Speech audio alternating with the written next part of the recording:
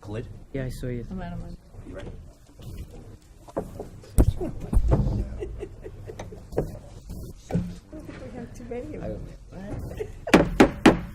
The meeting will be called to order. Council agenda, Township Parsippany Troy Hills, regular Township Council meeting of February 16th, 2016. The time is exactly 7:30 p.m. Adequate notice of this meeting has been provided in accordance with the requirements of the Open Public Meetings Law by filing the notice in the office of the Township Clerk and by posting the meeting notice on the bulletin board at the Municipal Building on December 17, 2015, where it has remained posted since that date. A legal notice appeared in the Daily Record on December 22, 2015, and the Newark Star Ledger on December 24, 2015, and was forwarded by fax to other local newspapers and local radio stations on December 17, 2015. Note, council meetings are videotaped and aired on Cablevision Public Access Channel 21 at 11 o'clock a.m. on Sundays and are also available for viewing at www.parsippany.net. Flag salute. Mr. Karifi. Pledge allegiance to the flag of the United States of America and to the republic for which it stands, one nation, under God, indivisible, with liberty and justice for all.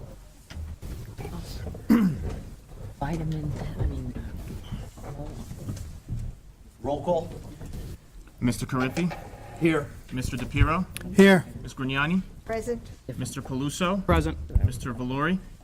Here. Others present are Mayor James Barbario, Business Administrator Ellen Sandman, Township Attorney John Inglesino, CFO Ann Cucci, and the Township Clerk Colette Madden. Mr. President, we have a quorum. You may begin. Thank you. Our upcoming meetings, March 1st, 2016 at 7:30 p.m. That will be our agenda meeting. March 15th, 2016, 7:30 p.m. That'll be our regular meeting. The approval of minutes, not consent, February 2nd, 2016 agenda minutes. Motion to approve those minutes. So moved. Grignani. Second. Motion made by Mrs. Grignani, second by Mr. Karifi. Roll call. Mr. Carriffy? Yes. Mr. DePiero? Yes. Ms. Grignani? Yes. Mr. Peluso? Yes. Mr. Valori? Yes. Next, we have a presentation by Mayor Barbario honoring Bruce and Karen Rand on their 50th wedding anniversary. Congratulations. Please come up.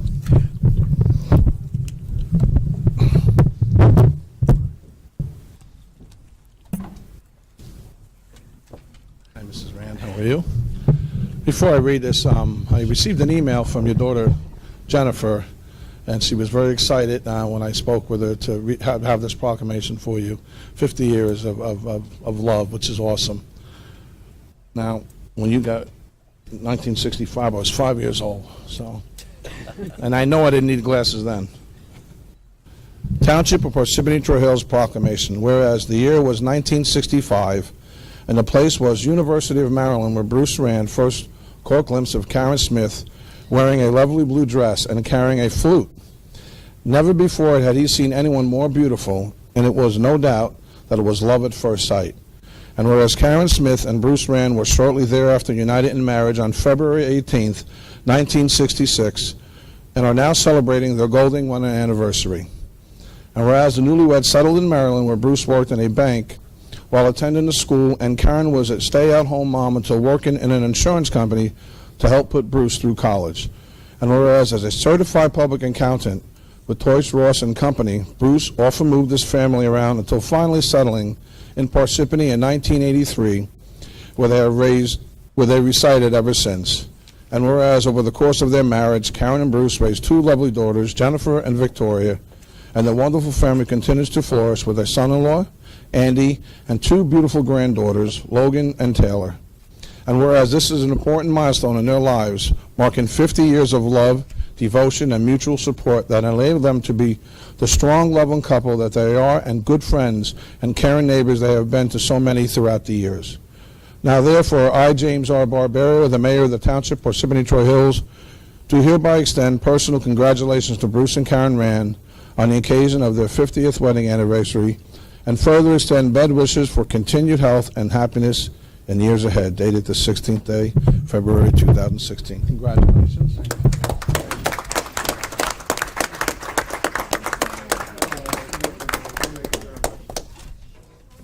this weekend was.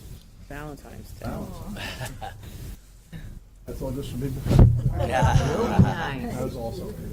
Thank you. And we, if everybody wants to take pictures, so.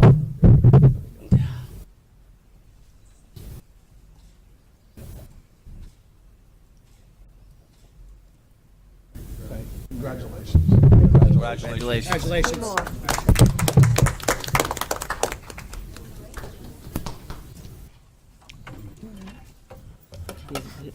Great job, Mayor. Bids to be taken, February 26, 2016, sales proposals for one type 1 4x4 emergency medical vehicle for the EMS squad. Request for quotation, proposal, and qualifications, none. Next on the agenda will be our public hearing. If you want to say a few words here? Yes, Mr. President, thank you. We have made some minor changes to the agenda, to the order of business. I'm sorry? Speaking to the mic. Okay. So we've made some minor changes to the agenda with regards to the order of business. So we're going to be doing the public hearing in the beginning rather than the end. So any matters can be discussed that are on the agenda except for the second reading of the ordinances, as they will have their own public hearing. So with that being said, I'll turn it over to back to Mr. President. Thank you very much for explaining that. Thank you. I'd like to entertain a motion to open the public hearing. Make a motion. Second. Motion to open the hearing was presented by Mr. Creepy and second by Mr. Puso. Roll call. Mr. Carriffy? Yes. Mr. DePiero? Yes. Ms. Grignani? Yes. Mr. Paluso? Yes. Mr. Valori? Yes. If anybody would like to come forward, you have 5 minutes. Just please state your name and where you live. And okay, great.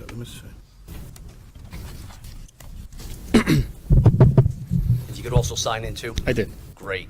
Thank you. Here. Good evening. Hello. My name is Daniel Ortega. I work for the Engineer Labor Employee Cooperative Elect 825. We are the labor management fund for the operating engineers, Local 825. We represent over 6,500 union members, and together with our signatory contractors, we work to secure building projects, create jobs, maintain a credentialed workforce, promote economic development, and stipulate construction. Some of our members and contractors live and operate out of Parsippany. I'm here today regarding the proposed pipeline ordinance R2016:05. We have confidence that the benefits of these projects are numerous, included but not limited to the jobs created for our members and contractors who would work on this project. Our local 825 members are exceptionally skilled in pipeline construction, and this project will provide many jobs during this construction phase. Our workforce is highly trained, and safety is always our top priority. Our training facilities have recently been ranked among the best places in the country for training and continuing education on pipeline construction. We have successfully and safely built pipelines in all types of surrounding. Excuse me. Yes. Point of order. I thought this was a public hearing for. Is this for the pipeline? This is for anything. For anything. For anything now. For I'm anything sorry. I'm except- missing. Yeah, except for the second reading. Oh, on the okay. ordinance. Okay. All right. I'm sorry. I apologize. Ellen, I'll give him back his 5 seconds. Okay. Thank you. You can I No very problem. much apologize. I got confused a little bit. It's all right.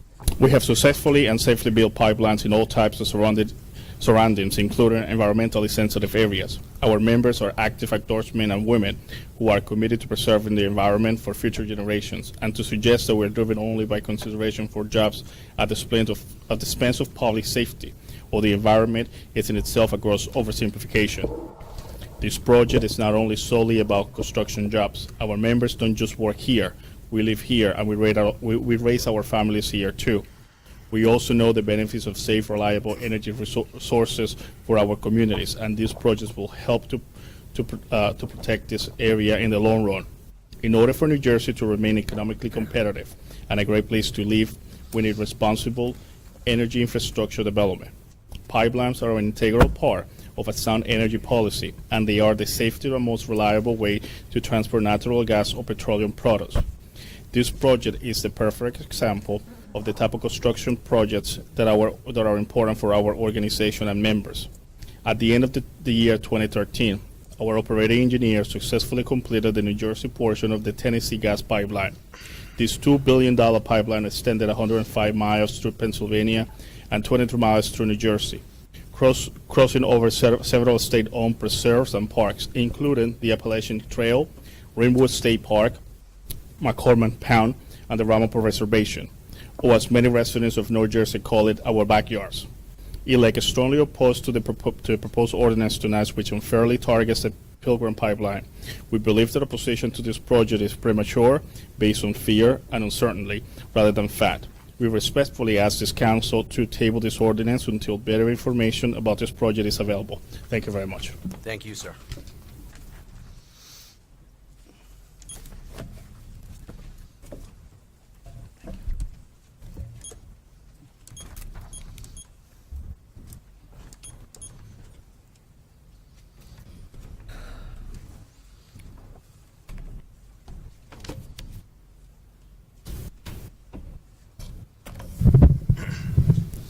My name is Bob Venezia. I live at 102 Brooklawn Drive.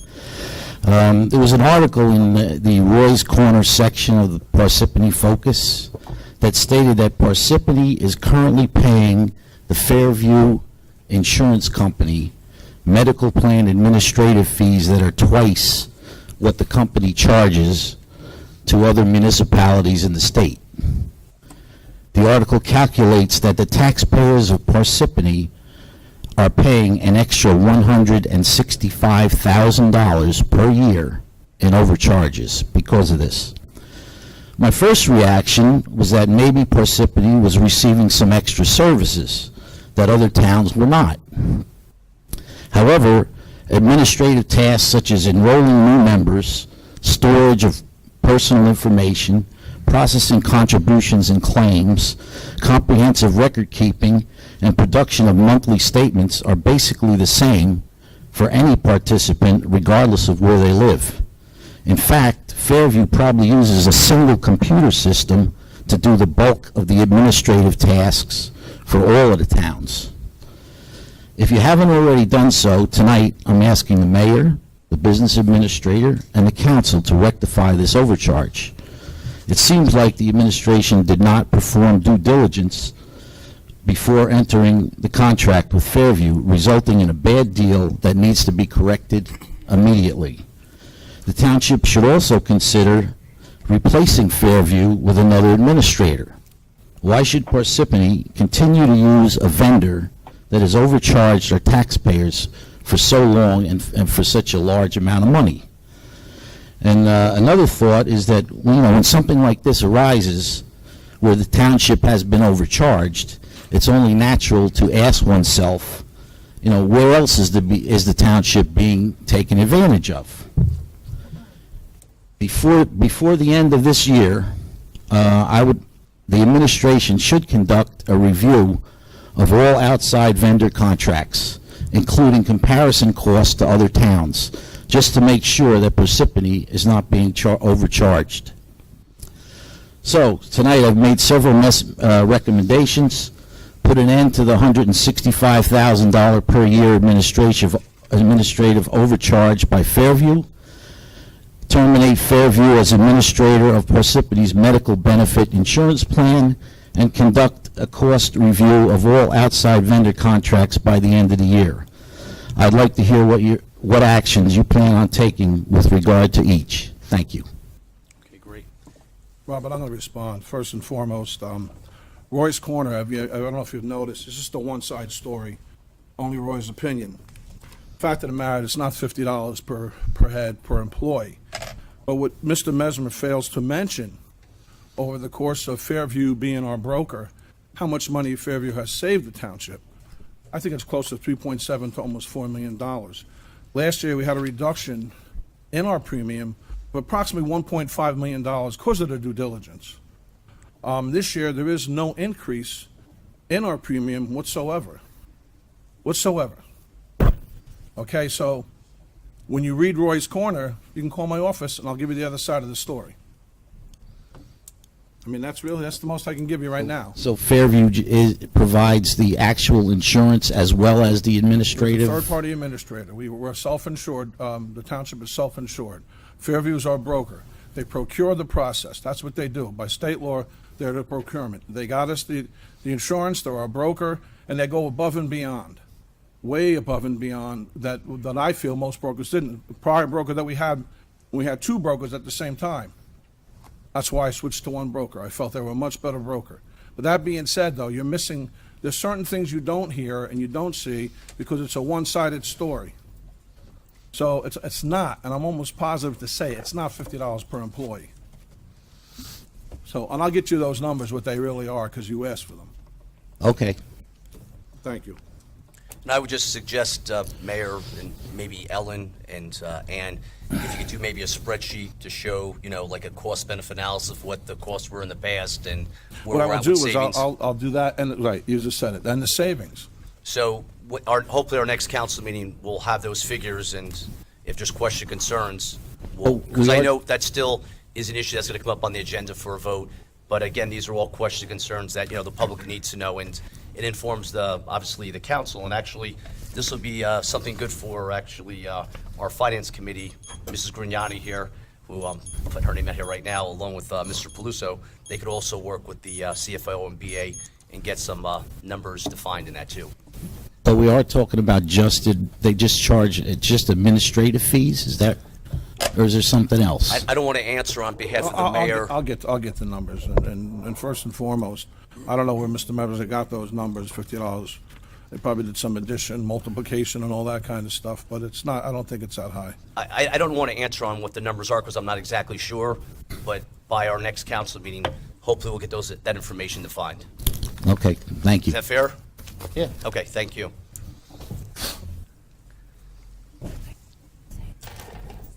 If you could sign in first, yes.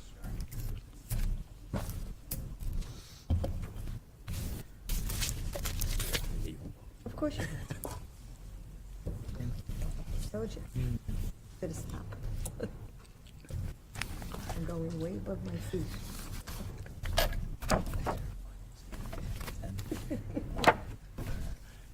Hello. My name is Dorothy Allerain. We live at 293 Fox Hill Road.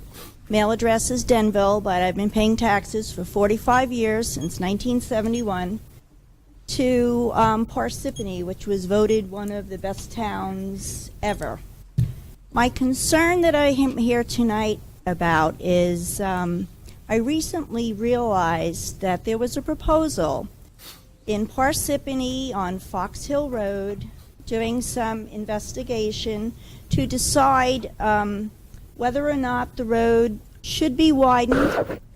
This would entail invoking a right-of-way ordinance that I'm not sure when it was, the ordinance was passed, because my house I've owned since '71, and it says on my deed it goes to the center of the road, from the center of the bridge, etc. And I understand the center of the road is referenced in the right-of-way, which would push, if this goes through, the road several feet, 5 to 7, on the front lawn that I always believed was mine, to find out it's not, but I pay taxes on it. And so do my neighbors. And it seems that in the area of the curve where my house is, from the map, or of where the road is, where will it be, it seems, I didn't get a chance, well, number one, I can't read a map, so bear with me here. From what the planner tells me, this will move back. And then I spoke to one or two neighbors who knew a little bit about this and told me, if their understanding is correct, it would take several people's property, and the properties all are people who have been there many years. I'm 66, a few are older than me, a few are close, which makes us technically senior citizens. Much as I don't like that word, I think of it as 60s people who forgot to grow up. But anyway, I'm concerned about this, needless to say. I spoke to an attorney who looked at my deed, and he said that would be a good thing to ask. When was this ordinance implemented? What actually is the row, the right-of-way? How many people are going to now have a very wide road very close to their house? And how many people are actually affected what kind of cost are we talking about? Something I was told was it was a safety issue, but I've lived there since 71. There's never been a fatality. I'm aware in 1974, when I was in college, that a drunken 17-year-old did flip his car over into the brook and then rolled down the window, and he and his little band of drinking buddies crawled out unscathed. I think they got in trouble with the police, possibly, but that was 73 or so. I don't know what happened. One other accident I've heard about is when somebody flew down the hill and went across somebody's lawn and in through some shrubs. Other than that, I'm unaware of any very significant accidents. So I went to the Parsippany police and I asked to give me a dump of all the accidents in the last 10 years. I'm still waiting, but they didn't think it was going to cost me anything. So if this is a safety issue, the way I see it is we're going to widen a road, which generally people go faster when they feel secure on a wide road. So that being said, they'll probably be going faster. I would anticipate we will have more accidents, not less, because in 45 years, I'm aware of 2 dramatic ones where no one was actually injured, but they, it was pretty wild. You have 1 minute, ma'am. Okay, so what I want to know is, who's affected by this? How much are we paying for this? Why weren't we at least notified so people don't creep between our houses and then you don't know who they are? And whose idea is all of this? And what can we do to stop it? I don't see any value. I just see that certain people will be harmed. And I see that we'll be paying a lot of money. Because I don't think it'll be cheap. Dorothy, right? Dorothy. Okay, Councilman Michael DePiero contacted me on this issue with regards Thank you. to the widening of the road. I spoke to the township engineer, Justin Leza, and I asked him to, I couldn't meet with him because I went in for surgery. So I had to wait a week, and he's going to come to my office, he's going to show me the plans, and I asked him, right away, basically, and if I'm wrong, and I could be, because I've been wrong before, but I don't want to be wrong this time, but right away is town property. One way or the other, it's town property. I asked him, is it necessary for the public safety of the residents or anybody driving on the road? And he didn't answer me. He couldn't answer that question until the plans. So I'm going to get the plans, I'm going to look them over with him, and I'm going to ask him probably all the questions he asked me today, and if it's not necessary, if it's necessary or not necessary. If it's not necessary, then, we will try not to move forward. The first question is, who initiated this? Yeah, I was going to ask you that, too. I haven't heard any residents up there say that we needed road widening. Right. So who initiated this, number one? I don't think we need it. Well, but I think what happens sometimes is engineers do go out and look at roads in the town, see if they can make them safer, they can do certain things that are the betterment of the entire community. So all I can tell you, I don't know who initiated it, but I can tell you that I can find out, and what we can do is to see if it's necessary. Mayor, are they going to be looking to just widen the road, or is Just widening the road. curbing as But well? the problem is, when you widen the road, it is, when you widen the roads, you're going to take some property, even though it's our right of way, but it's really 2 feet, 3, sometimes even 5 feet. It could Or be. more. Right, yeah. And I think that becomes an issue to some of the residents. If it's just that one little area, now I know the road you live on, when you drive down it, it's all narrow. I mean, and Narrow from yeah, and you can't 46 to 53. you can't in widen Lakeville. every area of Fox Hill Road. So he hasn't given me the answer yet. I'm going to see him this week, and then if you would like to leave your name and number, well, you have it today. I'll give you a call. I appreciate that. problem. And You might as well let us all know, too, Yeah. because we all want to know what. And Mayor, Okay. just a quick question. Is there like a master list of, because I've been on the There's council, a- I haven't seen anything like that on any We of the lists have, there. I think we can get this for you. We have a list of all projects that are proposed for, I think it's a 6-year plan. Okay. So I can get that plan for you. Okay. And you get to, because they go in phases, some of the roads. Because I spoke to you also, I wasn't quite And this sure. could Yes, be, you did. actually, this could be part of a phase that happened maybe 3-4 years ago. Yes, before we came on. Mayor, also, can you find out from Justin if they notify the residents when they're taking the right-of-way? Understanding that the municipality has the right, but, the residents should still be notified, and what that process is, so we can all, as a council, grasp our minds around it? Usually what happens is when they start the construction, I sign the letters, they do send letters out to the residents, but this one here, I'll find out to see, like you said, Councilman. Thank you. Yeah, I just wanted to comment. When I went to the engineering department and I asked for a copy of this, the answer is no. Here's- You cannot have a copy because it's not finalized. Right. But my point is, if we weren't even aware of something going on, we had no opportunity to even voice a concern, we must have spent an awful lot of money because they've been doing this, from what I understand, for the last 6 months. And they recently came and they marked all the sewer lines in anticipation of something. And it's a very big concern. I mean, I'm single, I live alone. And then you see somebody on your property and then between the houses. It just seems like common courtesy if you're going to encroach past whatever this right-of-way is, which I'm not sure what it is, and I'd really appreciate knowing when that ordinance was done and why my deed says I go to the middle of the road, and the right-of-way ordinance date would have to be established. When did that change, that my Well, property is not my property? I might be able to address that for you. I haven't Sure. reviewed the documents, obviously, because I'm just hearing about this tonight.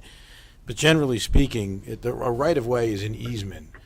So you would own the property. You may own the property right out to the center line of the road. However, it is quite common for the municipality to retain an easement, which is a right-of-way, over your property. So property would be owned by you.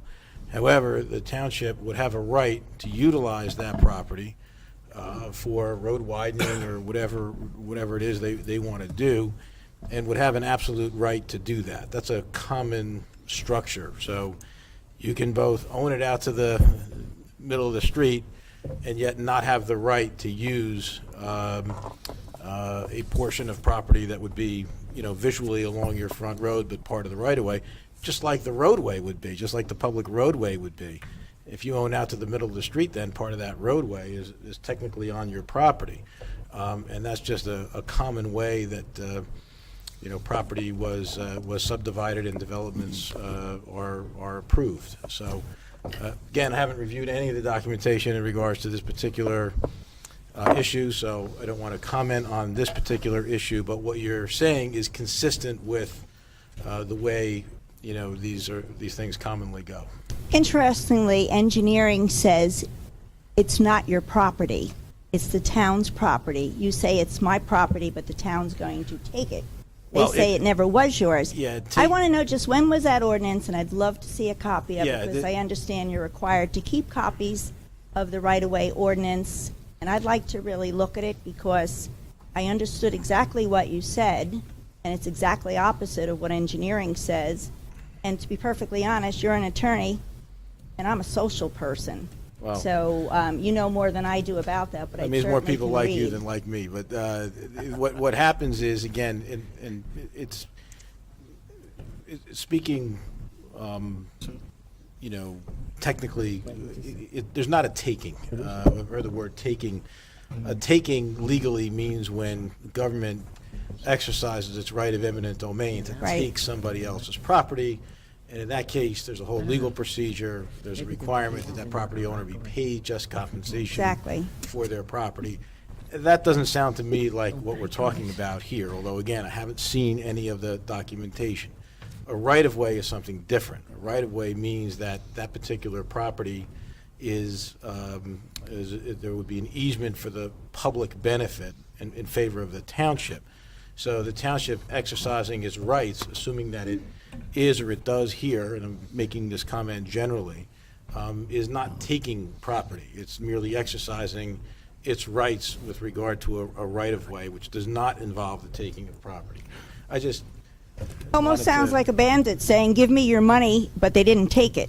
But No, anyway, it's, I an understood easement's, what an you e- said. an easement's a legal document. It creates legal rights in favor of the municipality, and it's not uncommon for municipalities to exercise those rights. The problem, of course, comes when folks, maybe aren't aware of an easement, or they're enjoying their front lawn or their back lawn or property that they visually appears to be theirs, and then, all of a sudden, the road widening project or something surfaces, and all of a sudden, what they thought was theirs to enjoy, all of a sudden isn't. And legally, I just wanted to make the point that I that's not a understand. taking of property. Well, my concern is if this road gets widened, people will go faster, my driveway will be shorter. I will have to be very quick getting out so I don't get hit. And I see this as causing another problem because now you have a group of people who don't really have a long driveway. They've got to watch very quickly, and I expect cars to be going faster, so I'm more likely to get harmed leaving my property. That's a concern I have, and I think it's a valid one. So anyway, I appreciate all of your diligence, and I appreciate your research and passing it along to the mayor. I did speak to your secretary. I knew you were out. Hope you're feeling better. I do. Okay? Thank you, ma'am. Thank you I all. appreciate it. Have a great one. Anybody else?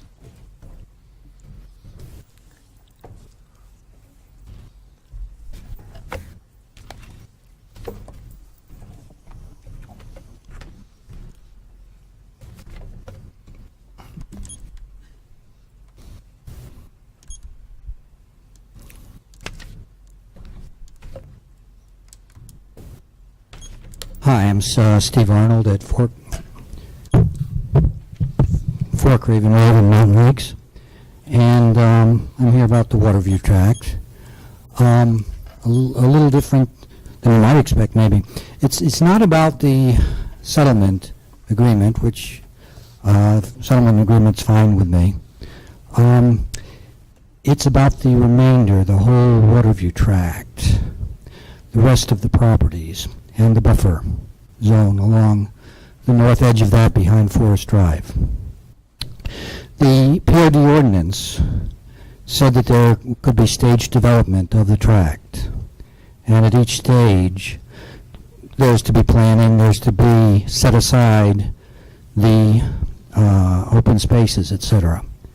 And in paragraph 430-157, it says that the approval of the planning board of a greater concentration of intensity of land use within any section to be developed must be offset by a smaller concentration in any completed prior stage or by an appropriate reservation of open space on the remaining land.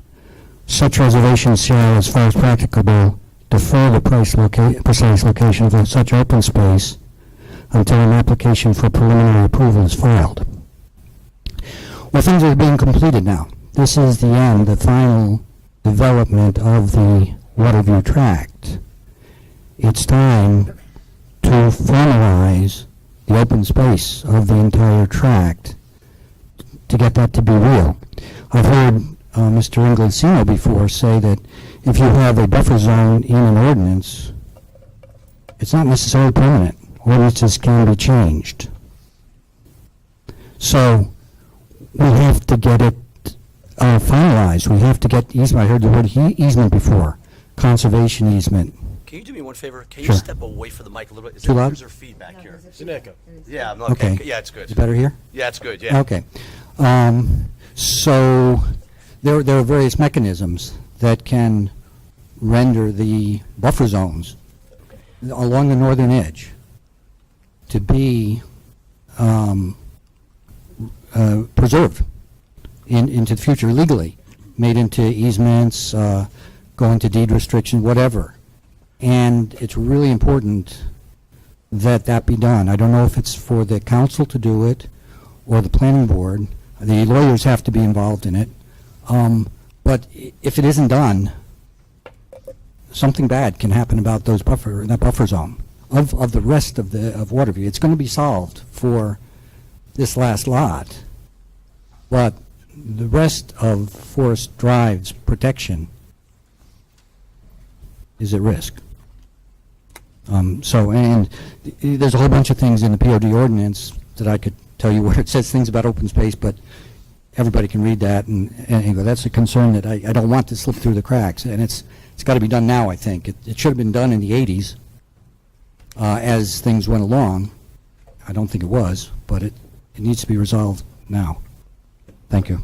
Thank you, sir. Thank you. John, can you maybe Yeah, give us a little bit of input on that? I'm not sure, you're talking about a provision in the ordinance that applies to property that is not subject to the settlement agreement with Waterview, if I understand you correctly? Yeah, I'm saying that all the properties in the Waterview Tract are part of the Waterview Tract. And like this paragraph is modifications of land use intensity. And it says that, you can offset this part of the tract or that part of the tract. Other the statement of objectives of the POD ordinance is it's the intent to create a single balance unit developed in concert and with one plan for the entire zone. The whole POD zoning ordinance was created that way, and it was supposed to be, in fact, at each of the planning board's site plan approvals. Well, let me ask your question then this way.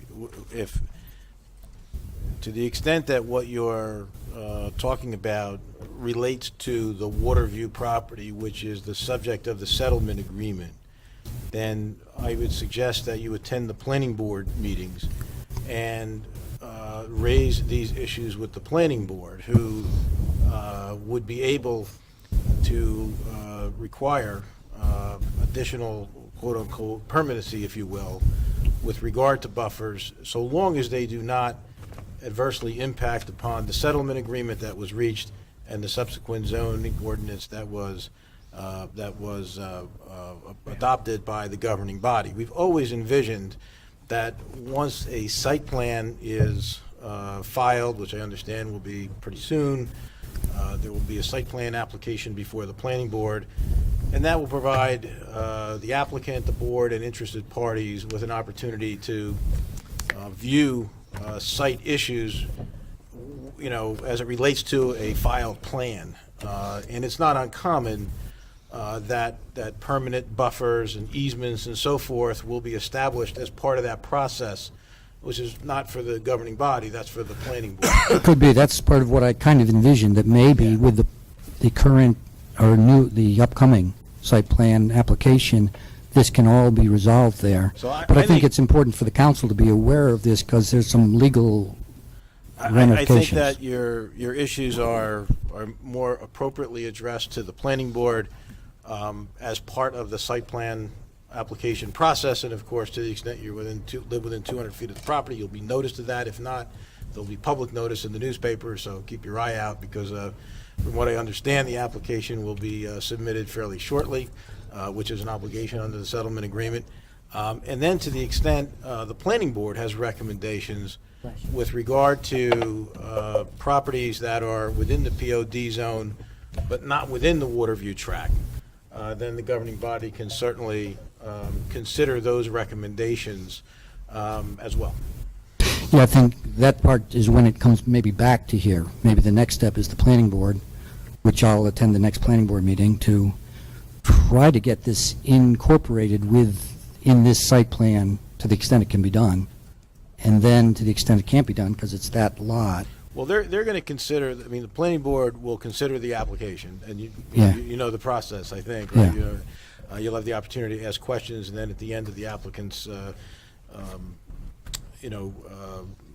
hearing, you'll be able to make statements and so forth. And I think that's the time and the place to bring these issues up with the planning board. And again, the planning board may decide to make recommendations to the governing body with regard to property that is outside the scope of the settlement agreement, and obviously the governing body would be able to consider those actions at that time. We certainly have had no indication of any interest with regard to the Waterview property that is the subject of the existing office buildings.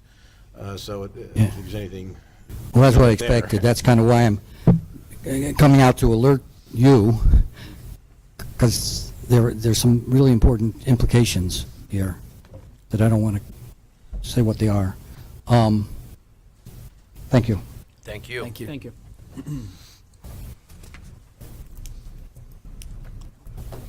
Roy Nesmith, 10 Drumlin Drive. First thing tonight, I'd like to get an answer from the administration as to why is Joe Plesher taking a car home again. I went to the Board of Ed meeting Tuesday night, and I was going down Vale, and I saw the car there. Just so the public knows, about 2 or 3 years ago, I had received many unsigned notices in my mail that Joe was taking the car home. He was fined. He paid about $250. Don't quote me, it's somewhere around there. Now again, I find out he's taking the car home on a regular basis. As you know, Mr. Mayor, you signed the ordinance, you passed the ordinance with Ann Grassi, John, Mike DiPiero, John Cicero, a couple of years when you were councilman. Next thing, I wrote a memo to you guys and to the mayor regarding the speed limit signs, the triangles. They get destroyed so much. You're a former police officer, Mr. Valori. Yes. Other towns print the 25 mile an hour into the pavement. Mr. Inglesino and I had this conversation a few months ago. I don't know why we're not doing it. We do have precedents in this town. We have it over by our library, the main library. We have it now at the Parsippany Hills High School. Do not enter. So we do paint into the pavement. It would save us a tremendous amount of money, except when you have snow like the other day, which only lasted a few hours. It will always be on the road. As we take those triangles down, they're only up for 7 or 8 months a year. The next thing, oh Jesus, I forgot to, it wasn't fun. I know Karen Rand from walking her dog. She's got a beautiful Portuguese water dog. She's a great person. The mayor should deputize her, because I'm sure she could report a lot of downed trees, storm drains, fire hydrants that aren't shoveled, etc. And she's a lovely person. I've known her for years. I didn't know she was getting honored tonight, her and her husband Bruce, who I've never met.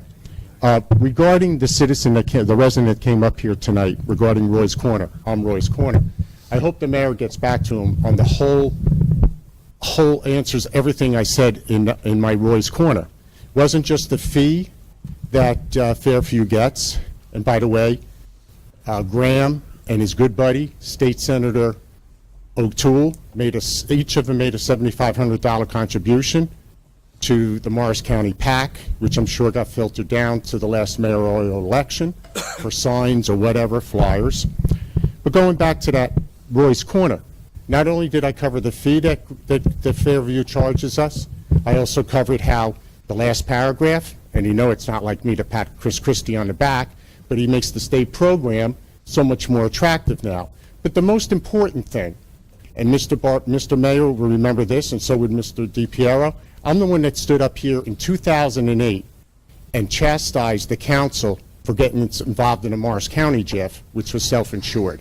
We never saw a dime back on that, but we paid $250,000 per year for 3 years. Now we're in self-insurance plan, and again, if you read my letter, Roy's Corner, I said it was a good idea to go into the self-insurance plan. And now we're being told it's so great, our claim loss ratio is so low. I know what self-insurance is. I was involved in one in corporate America. We should be sitting with a lot of damn cash. When I said in that letter, where's the cash? What was it, the guy that ran against Gore? Where's the beef? What was that, back in the 80s? Who was that guy? Thank God he didn't get elected. It was a woman. It was a Wendy's commercial. Oh, Wendy's commercial. No, but one of the presidential candidates That was used back in it. John's era. John's era, yeah. Well, I'm a little older than John. Just a little, though. You were born in 63, I think, right? Yeah, I'm about, yeah. So Same year as Mr. Valori, I believe. Close. So anyway, Touché. but so when the mayor gets back to not only this resident or any resident regarding my Roy's Corner on that insurance, I hope he gets back on the complete letter. As to the time clocks that were installed in Town Hall a couple of Thursdays ago. Roy, you got 1 minute. Okay, that's fine. I also bought, you know what's great about about the cameras now, inside and outside? We have a time clock now. We should be able to find out who's coming into work late on a regular basis. My question is regarding the time clock, regarding the cameras. Who's reviewing it? I have them at my businesses. Somebody sits in front of their PC, it shows if somebody's breaking in or somebody's on our property that shouldn't be there. Who's looking at that camera 24/7? Does it go? Don't answer it. I figured that was going to be the answer. So I just want to, how much time I got left? I want to show you something. 30 seconds. 30, that's okay. I bought these for all my cars and Christmas gifts. I got a camera in all my cars now. It's a big $42. You go to Staples for $12, you get a SIM card. It's actually called a micro SIM. It's fantastic. And, so if you do get into an accident, or a police officer says you ran the red light, you could pull this out, whether you ran it or not. But I'm not trying to make a joke there. Policemen never pull anybody over incorrectly. That's all I have to say. I'm looking forward to the mayor's response to the resident that spoke tonight. Thank you. Roy, thank you, sir. I just want to make one more thing clear, though, to the council. We don't pay fair insurance. The third-party administrator does. So, Anyone else? Nick Homiak, Lake Hiawatha. I'd like to address the gentleman that was here about the pipeline. I'm sorry, Mr. Ken Dolsky's not here, but I scribbled down something here. George Washington's birthday is coming up on February 22nd. He's the real president. President's Day is baloney, in my opinion. But in the nature of our first president, George Washington, private capital is not invested in any coordinated way to the actual needs of the country. The gentleman's pipeline is a short-term job. It does ignore environmental safeguards and science for private economic interest. Now, we talk about this big influx of immigrants we have in this country. Do you know why the immigrants are here? For the American dollar. That's it. They have no love for this country other than that dollar, because the work is here, but the work is here not to benefit everybody, but to benefit the private sector. And these pipelines are tied in to the private sectors. Do these corporations, these giant corporations, do they pay a fair share of taxes? No. Will the workers be taxed? Yes. But what is that compared to a pipeline that's going to come through here? They leak all the time. Go to www.pilgrimpipeline. You can find out anything you want to know. It's a disaster. It shouldn't happen. Speaking of disasters, we have a thing here with your ordinances. You want to tighten up on the wellhead protections, potential pollutants. I ask you once again, examine for yourself, not just the planning board. Look at the consistency report that we had when we were in conformance, comparing our master plan to what it could be. For example, we have wellhead protections. We don't have groundwater recharge area protections. Our stormwater ordinances, our street cleaning is delinquent, and it doesn't happen. February the 20th, 2013. We have the Keep North Beverwick Community Keep North Beverwick Clean program, how you can coordinate with Mr. Greg Schneider about how the household and business trash is being left in the barrels up on North Beverwick. It's still going on. You talk to the people up there and they never heard of it. We have a new ordinance that's not being enforced. Here, see these pictures? I could take a picture like this every day. And you know where this garbage comes from? It comes from Singus Pizzeria. It comes from Nina's Beauty Salon and 97 North Beverwick Road. As soon as the guys empty the cans, it's filled again with household and business trash. Not only in the regular container, but in the recycle. It goes on and on and on. Mr. Snyder's up there. He sees it. Let me handle it. When is he going to handle it? February 20th, 2013. When is it going to happen? If you run a business in Parsippany, you don't have to worry about ordinances. But hey, you know what? I want the town to buy me a garbage can, and everybody in this town a garbage can, so I could use the garbage can that the town bought for me, like Singus Pizzeria and Nina's Beauty Salon uses our municipal cans. If someone did want to put something in there wouldn't be any room. There wouldn't be any room. It's a disgrace. It's been going on too long, and it's time to enforce the ordinance. The only thing that's going to wake these people up. How long has recycle been around? Really, come on. It's ridiculous. There's George Washington ever came back today, he'd probably turn around and go back the other way. He'd probably defect to Cuba or something. But, yeah, I said that from my friend back there. All right, and don't forget, February 22nd is our first president's birthday. And all the presidents are not the same. Thank you, Nick. Ellen, quick question in regards to, I know we hired somebody That's to what do I was going to enforcement answer. and Yeah. Nick, I just wanted to let you know, I just came back from Florida, and I, too, like you, have felt that this has gone on too long, even with our new hire. It did take us a little while to get the fellow that we think was going to make a difference, but I wrote an email just before as soon as I came in today, and I'm meeting with Mr. Schneider, and we're going to go over this, and we're going to have action, even if it's me picking up the stuff or finding them. But it's got to stop. It's got to stop. I read your emails. I know. And I appreciate that. I know. It's got to stop. It's got to stop. Right. This council passed legislation. You know, mayor is supportive of it. I need to address it with the department head, and will. Okay? thank you, Ellen. Thank you. How are you, ma'am? I wasn't planning on coming tonight. Beverly Casper, Normandy Drive, but 3 citizens today stopped me and said, "Are you coming tonight?"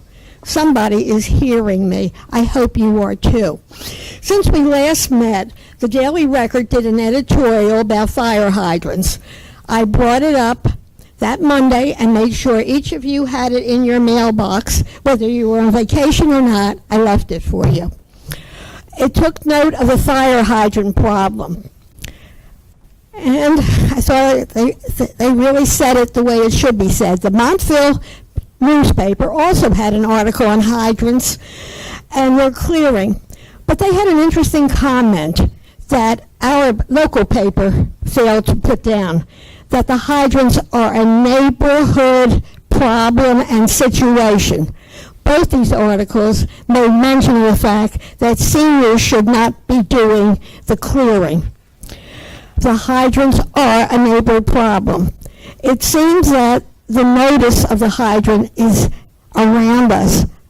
Why aren't we taking note of the problem and doing something about it? The last snowstorm before this weekend, I found a way to stop my hydrant from being plowed in. Mr. Shovel and I stood in the street. He went around me. The hydrant didn't get snow. I've been admonished by that by several people that it isn't the best thing to do. But ladies and gentlemen, it beats shoveling, especially when it's heavy. The last snowstorm, well, we got to do something. Today, Normandy Village was pretty icy. But because the plow didn't come down, I was able to get off my driveway at 11:15. When I got to see, it was pretty bad on Normandy, Duval, Reynolds. It was pretty clear as I got to the intersection of Reynolds and Beverwick. As I went through Lake Hiawatha, it was pretty well cleaned, and I was delighted to see the temperature at the firehouse was 53 degrees. It was almost summertime. But it was icy. But I got to the senior center, and it was pretty dicey. And I want to publicly thank the health officer who saw his car was next to mine when he was leaving. He saw the ice. He said, "You can't walk up there. Get in the car." And he took me to the door.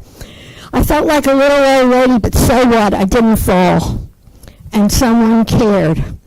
And he did something about it, and he was so nice about it. I didn't clean my hydrant before it left, and it melted. But at last. But something else happened over the weekend. The temperature took a dive, an unbelievable dive. It was one of my neighbors called me, not to find out how I was, to tell me it was 5 below on Sunday morning. I didn't have to be told that. I knew it was damn cold. Excuse me. I didn't mean to, the expletive. But then I started to wonder. Ladies and gentlemen, at what temperature do the fire hydrants freeze? And when they freeze, what are you going to do about it? Have you ever considered that problem? We had an unusual situation. We had unbelievable temperatures. It was a holiday weekend. Saturday, Sunday, Monday, and we even had the residual on Tuesday morning. Very unusual. I spoke to some of my senior colleagues. Some of them slipped and slid. In fact, one of them did at the senior center. Are you stopping me? You have 1 minute left. Thank you. You don't tell time very well. I'm going by clock here. But ladies and gentlemen, this was an inordinate, it was a bad situation. It was a holiday weekend, 3 days, unbelievable temperature. What was the contingency to check on people who unfortunately are more fragile than me? I think all of you agree you can never call me fragile. It doesn't work. But by the same token, I was in my house. I was warm, but I was alone, and it was scary. The world stopped this weekend. We have to look. You're a big town. It's not just the older people. We have young children who have problems. We have people your age who have problems. And you never know when a problem's going to hit you between the eyes. Please, let's look at the total situation and start doing something, including the fire hydrant problem. That fire hydrant is not an extension of me. Mr. Shovel and I have been doing it, I keep telling you, 50 years. We're a little tired. And like I said, I wasn't going to come tonight, but it dawned on me, at what temperature do fire hydrants freeze? Have you ever thought about that? Think about it driving home, because you may have a fire hydrant near your house when the temperature drops. Thank you, ma'am.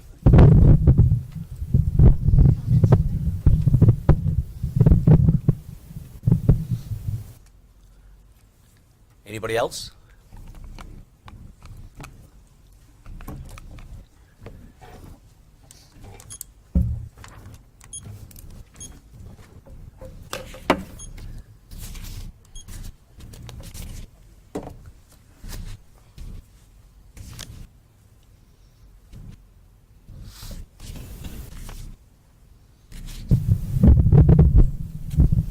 Patachio, 182 Hawkins Avenue.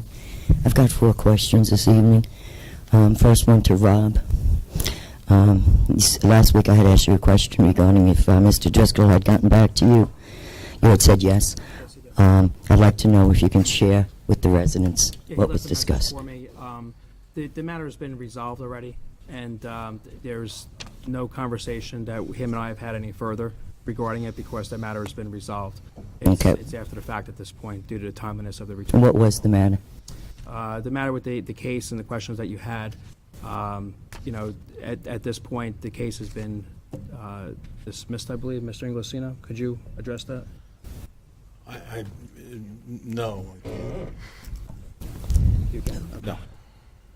Okay. Ellen, I received this tonight. Thank you. Thank you. However, I did research it, and then when Michelle Okay. said that she did get through. yeah. Well, Michelle is saying that if you look further down their parking lot, there's a hydrant located on the corner of Hawkins and Summit. That hydrant belongs to 185 Hawkins. 21 Summit Street, D. La Rosa, commercial piece of property. Residential lot, purchased by D. La Rosa. The hydrant is on the portion of that business residential property. They kept a portion of it residential. That hydrant belongs to them. It does not belong to 185 Hawkins. She did research. I mean, you can see that she tried. Yeah. So, So- followed up. What I will do is I will advise them, and then I'll let the police know as well. Okay. That if that happens. Once again, just a fact that letting businesses encroach on residential areas is not a good thing. Thank you for correcting that. I I forget what non-consent agenda means, but if this is anything that's going to get voted on tonight, is that what that is it possible? Is that what that is? Whoever. Non-consent, under non-consent. Are these things that will be voted on tonight? I'm not sure what non-consent means as far as this. Consent agenda, it's voted on, and then the non-consent means that individually they'll. Yeah, we're voting on it. Okay. Just a quick one on that then, since the comment And portion. Khalid could have answered that, because even without all his classes, he's got that answer. Okay. He's good. Thank you. Oh, okay, in regards to that, R 2016-018, the rehiring of the township attorney. Since the portion has been taken away and we've got to come up now, I'd like to say that if this is going to be voted on this evening, I would like each and every council member who is voting on this to give their reasons why they are voting for it or why they are not voting for it. I think the residents have a right to understand why we are doing what we are doing when there has been so much controversy in the last few years, especially with the taxpayers' money being spent so lavishly. I just keep ringing that bell of $822,000. That's all I see on a 1099. Okay, last question. You have 1 minute, Pat. It's for you, Mr. Valori. Yes. Okay. As president of the council, Yes. I asked a question last week regarding the Karifi reimbursement for attorney fees. Yes. I got no answer, and my assumption was the mayor is preventing it from going to the business administrator to the CFO to have it paid. You, as the acting president on the council, have you done anything to ask about this, to find out what is going on? Have you reached out to the mayor? Have you reached out to the business administrator? Has anybody reached out to anybody? But now that you're the president, can you now get these answers? What is preventing us from going forward after 2 resolutions were passed by the council to pay? Okay? So please enlighten me.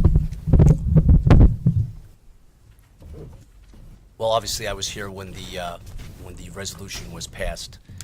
I did have dialogue concerning the issue with Mrs. Sandman offline, and I'm not exactly sure what the date and time was, but from both our understandings and conversations that we had was that right now it's between the attorneys right now. It's more of a civil matter on how that's going to be handled. So as of right now, that was the understanding that I got. It's between the attorneys. They were going to obviously have dialogue on that. Our township attorney? Well, it would be who's involved with the matter involving Captain Karifi. Okay, and so our attorney is supposed to be meeting with Karifi's attorney? I'm not sure all the details, but that would be Mr. Driscoll, who's obviously representing the town in that case, dealing with Mr. Karifi's attorney. So, again, I don't know all the details of what's transcribed between both of them. Okay.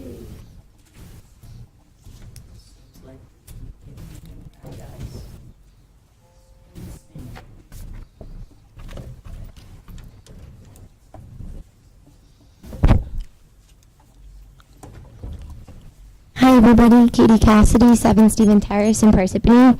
I want to start off, because you guys have been hammered a little bit tonight, so I want to start off with on a positive note. First of all, Khalid, you've put up the ordinance button online, and I can click and look at all the ordinances, a lot of the ordinances that are up there. That's great for transparency. I love it. I'm going to be doing a lot more research than I thought I was, but it's in a great way. Also, the budget and audits and stuff are starting to get posted, and that's absolutely wonderful. So that's really great. I also did hear that there are minutes up for approval, which is refreshing. However, it's not on the agenda, and I wasn't able to jot it down quickly enough what days those minutes are for.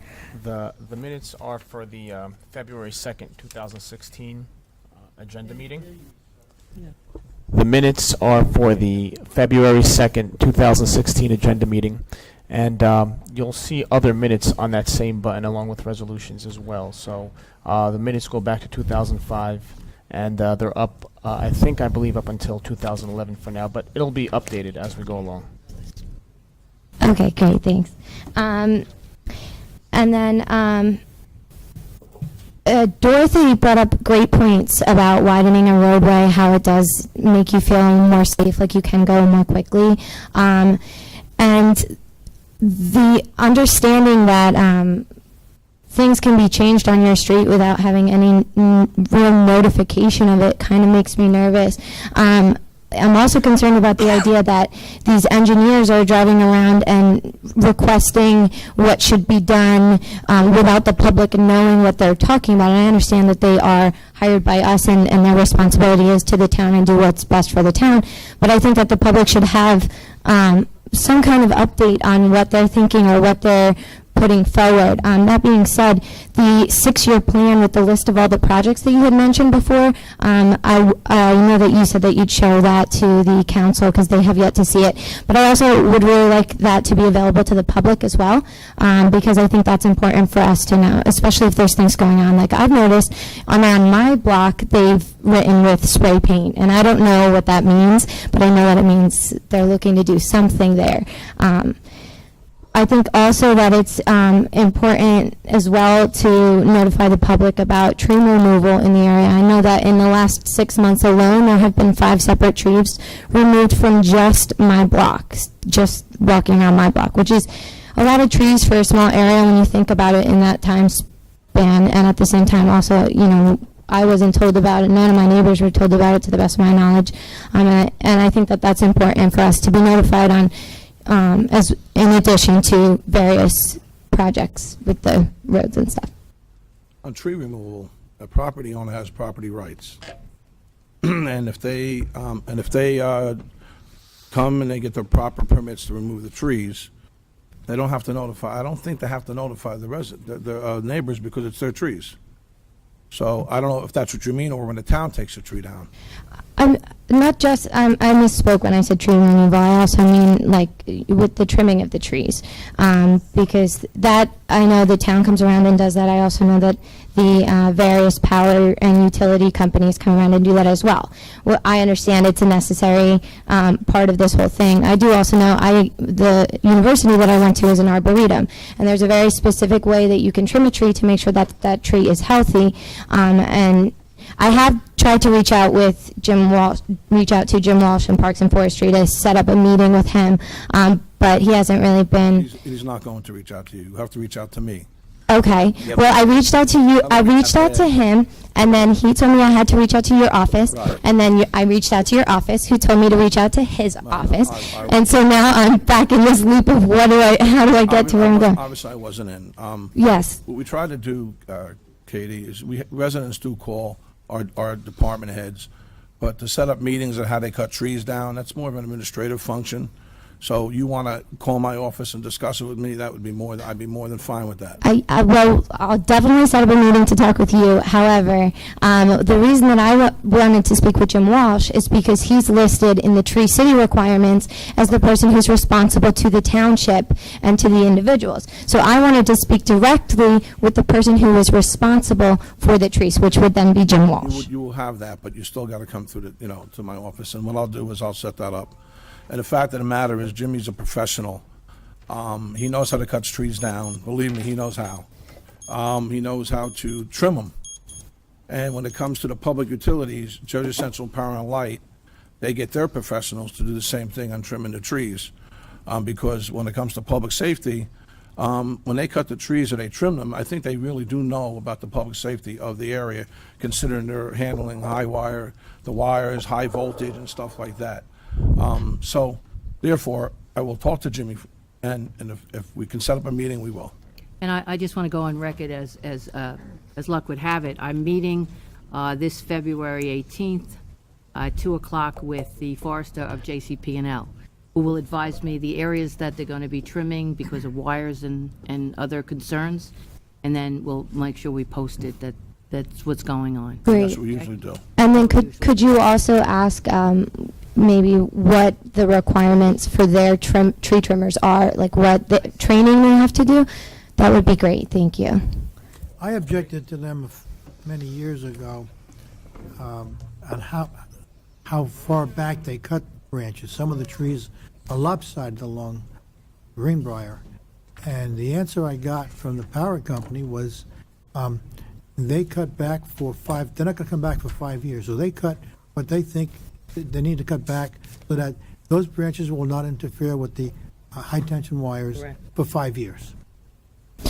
And I understand that, but to your point, they look lopsided. And there's a tree in front of my house that has been butchered for so long that I'm worried about the integrity of the tree itself at this point. All of Greenbrier is like that. In fact, there's one that started to lean, and the township, the one near the sidewalk, and the township had to come and remove it because it was starting to lean towards the house.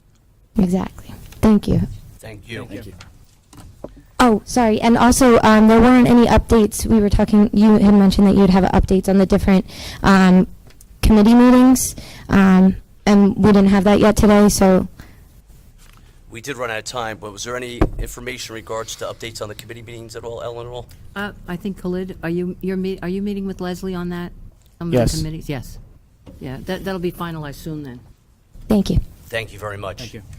She giveth and she taketh away. Yes. Does anybody But else hold like us to come? accountable, Katie. We like that. It's all good. It's all good. Anybody else in the audience like to come forward?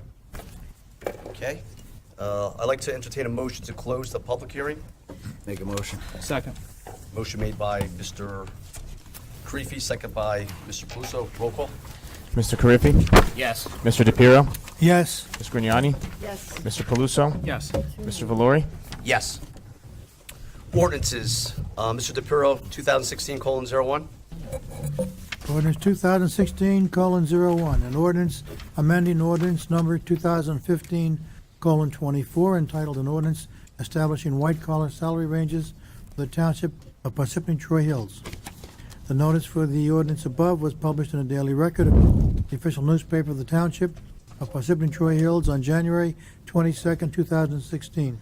This ordinance was carried from January 19th, 2016 regular meeting. Motion to accept ordinance 2016:01. Second. Yes. Motion made by Mr. DePiero, second by Mr. Paluso. Roll call. Mr. Carriffy? Yes. Mr. DePiero? Yes. Ms. Grignani? Yes. Mr. Paluso? Yes. Mr. Valori? Yes. I can't see. Motion to open a public hearing. Second. Motion made by Mr. DePiero, second by Mr. Paluso. Roll call. Mr. Carriffy? Yes. Mr. DePiero? Yes. Ms. Grignani? Yes. Mr. Paluso? Yes. Mr. Valori? Yes.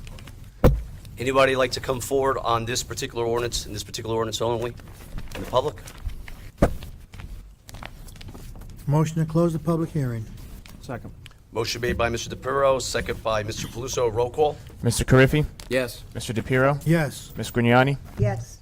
Mr. Paluso? Yes. Ms. Valori? Yes. Mr. Valori, I'm sorry. Whereas the above ordinance was read in title on second reading and a hearing held thereon, now therefore be it resolved that said ordinance be passed on final reading, and that a notice of final passage of said ordinance be published in the newspaper according to law. Motion to approve the resolution. Second. Motion made by Mr. DePiero, second by Mr. Karifi. Roll call. Mr. Carriffy? Yes. Mr. DePiero? Yes. Ms. Grignani? Yes. Mr. Paluso? Yes. Mr. Valori? Yes. Mr. Paluso, ordinance 2016:02. An ordinance of the Township Council of the Township of Parsippany Troy Hills in the County of Morris, New Jersey, authorizing the acquisition of the purchase of properties located in the township through the FEMA Hazard Mitigation Grant Program and Morris County Flood Mitigation Program. Be it resolved that the above ordinance be introduced, read by title, and passed on first reading at a meeting of the Township Council of the Township of Parsippany Troy Hills held on February 16, 2016, and that said ordinance be further considered for second reading and final passage at a meeting to be held on March 15, 2016 at 7:30 p.m. prevailing time or as soon thereafter as the matter may be reached at the municipal building in the said township, at which time all persons interested shall be given an opportunity to be heard concerning the said ordinance. Be it further resolved that the clerk be authorized and directed to advertise said ordinance with the notice of introduction thereof being published in the official newspaper according to law. Motion to approve the above resolution. Second. Motion made by Mr. Paluso, second by Mr. DePiero. Roll call. Mr. Carriffy? Yes. Mr. DePiero? Yes. Ms. Grignani? Yes. Mr. Paluso? Yes. Mr. Valori? Yes. Ordinance 2016:03. Mr. Creepy?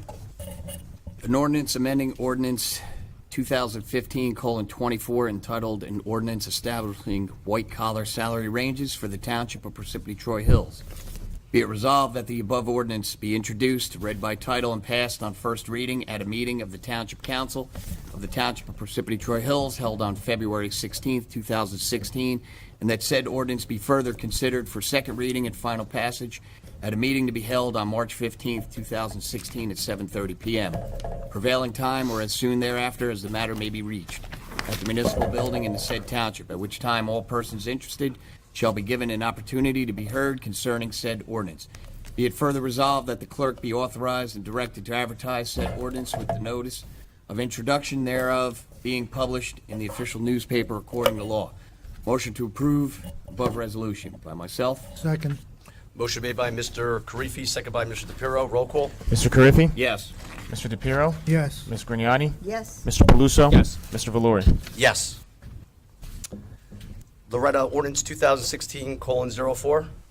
Ordinance authorizing the business administrator of the Township of Parsippany Troy Hills to execute and renew, as necessary, a lease with the building maintenance superintendent of Craftsman's Farm. Be it resolved that the above ordinance be introduced, read by title, and passed on first reading at a meeting of the Township Council of the Township of Parsippany Troy Hills held on February the 16th, 2016, and that said ordinance be further considered for second reading and final passage at a meeting to be held on March 15th, 2016, at 7:30 p.m. prevailing time, or as soon thereafter as the matter may be reached, at the municipal building in the said township, at which time all persons interested shall be given an opportunity to be heard concerning said ordinance. Be it further resolved that the clerk be authorized and directed to advertise said ordinance with the notice of introduction therefore being published in the official newspaper according to law. Second. Motion made by Mrs. Grignani, second by Mr. Karifi. Roll call. Mr. Carriffy? Yes. Mr. DePiero? Yes. Ms. Grignani? Yes. Mr. Paluso? Yes. Mr. Valori? Yes. Ordinance 2016:05, an ordinance of the Township Council of the Township of Parsippany Troy Hills, Morris County, New Jersey, amending the code of Township of Parsippany Troy Hills, including Chapter 430, Article 4, General District Regulations, Section 430-26, Pipelines, and Chapter 430, Article, is that 23? You're close, good. Wellhead Protection, Section 430-322, Potential Pollutant Sources.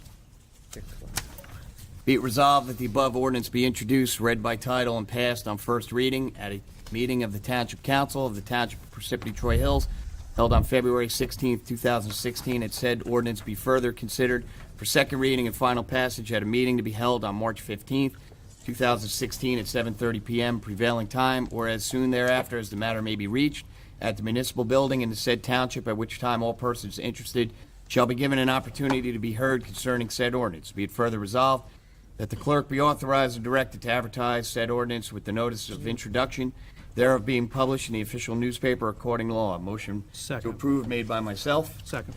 Motion made by Mr. Karifi, second by Mr. Paluso. Roll call. Mr. Carriffy? Yes. Mr. DePiero? Yes. Ms. Grignani? Yes. Mr. Paluso? Yes. Mr. Valori? Yes. Non-consent agenda, resolutions, Mrs. Grignani, 040. Resolution of the Township Council of the Township of Parsippany Troy Hills, County of Morris, State of New Jersey, releasing and vacating a deed restriction regarding property identified as Block 234, Lot 3, and located at 107 Harrison Street. Motion made by myself. Second. Motion made by Mrs. Grignani, second by Mr. DePiero. Roll call. Mr. Carriffy? Yes. Mr. DePiero? Yes. Ms. Grignani? Yes. Mr. Paluso? Yes. Mr. Valori? Yes. Resolution 2016-018, Mr. DePiero. Resolution of the Township Council of the Township of Parsippany Troy Hills authorizing a professional services agreement with John P. Inglesino of the firm Inglesino, Webster, Wicascalia, and Taylor LLC as township attorneys for the year 2016. Motion to approve the above resolution. Second, Grignani. Motion made by Mr. DePiero, second by Mrs. Grignani. Roll call. Mr. Carriffy? No. Mr. DePiero? Yes. Ms. Grignani? Yes. Mr. Paluso? I was asked by one of the residents to give a reason before I voted.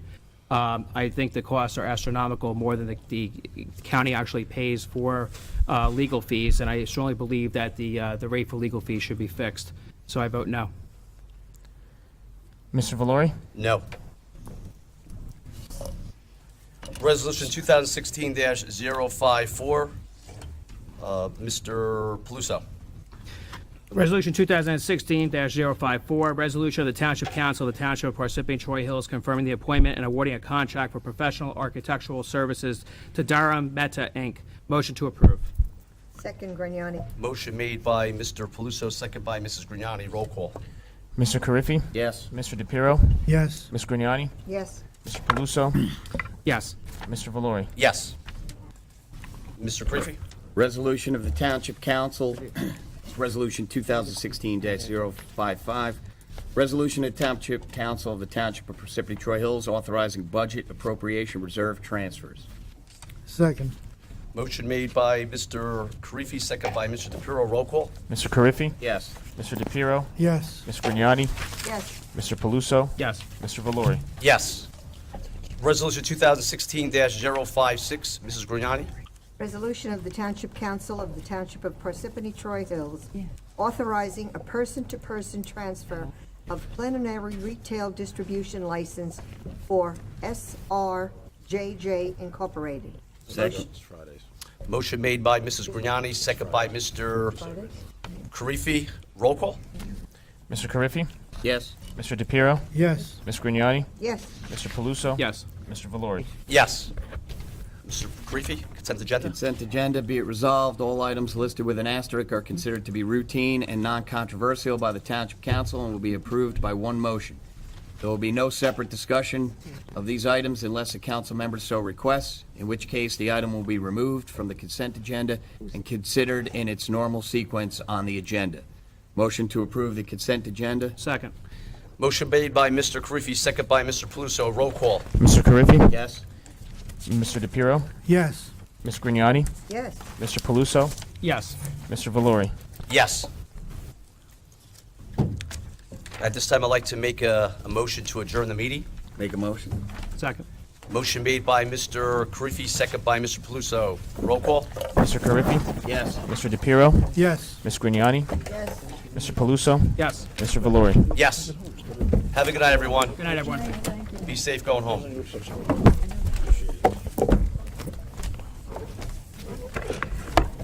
This is kind of like a record here.